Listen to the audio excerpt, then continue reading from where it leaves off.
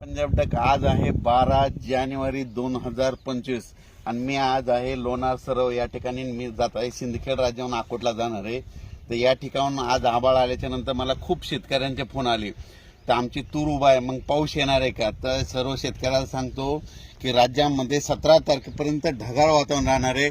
कुठंतरी थोडे शितोडे पडणार आहे, उगा रिमझिम कुठंतरी थेंब पडणार आहे. मोठा काही पाऊस पडणार नाही, नुकसानीचा काही पडणार नाही, म्हणून हा अंदाज लक्षात येतो. राज्याच्या सर्व शेतकऱ्याला सांगत होतो की राज्यामध्ये जवळपास आज म्हणजे 12 जानेवारीपासून ते 17 जानेवारीपर्यंत राज्यात ढगाळ वातावरण राहणार आहे.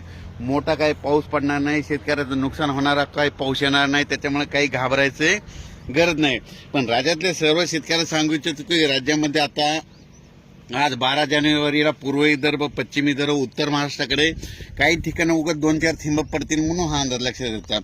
पण राज्यात खूप मोठा काही पाऊस पडणार नाही, त्याच्यामुळे शेतकऱ्यांनी काही घाबरायचं नाही. ज्यांचा कांदा काढणी चालू असेल त्यांनी कांदा काढा, कारण की एवढा काही मोठा पाऊस पडून तुमचं नुकसान होणार नाही.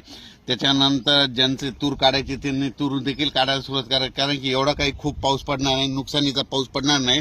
फक्त आभाळ आल्यामुळे त्या वातावरणामध्ये धुळीचं प्रमाण असणार आहे, धुकं देखील असणार आहे, दव देखील पडणार आहे, म्हणून हा अंदाज लक्षात यायचा.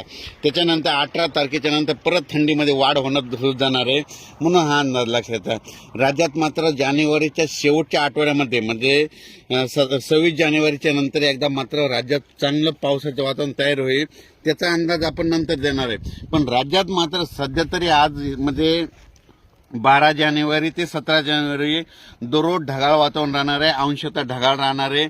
म्हणजे सूर्य देखील दिसणार नाही, पण थोडे कुठंतरी असे थेंब पडतील, कुठंतरी शिडकाव झाल्यासारखं होईल, म्हणून हा अंदाज लक्षात यायचा.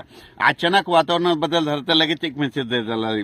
आणि मी आज आलेलो आहे म्हणजे सिंदखेड राज्याहून मला अकोटला जायचं आहे.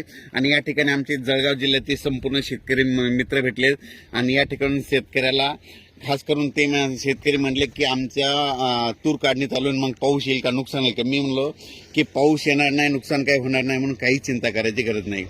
अचानक वातावरणात बदल झाला तर लगेच मी मेसेज दिला जाईल. धन्यवाद.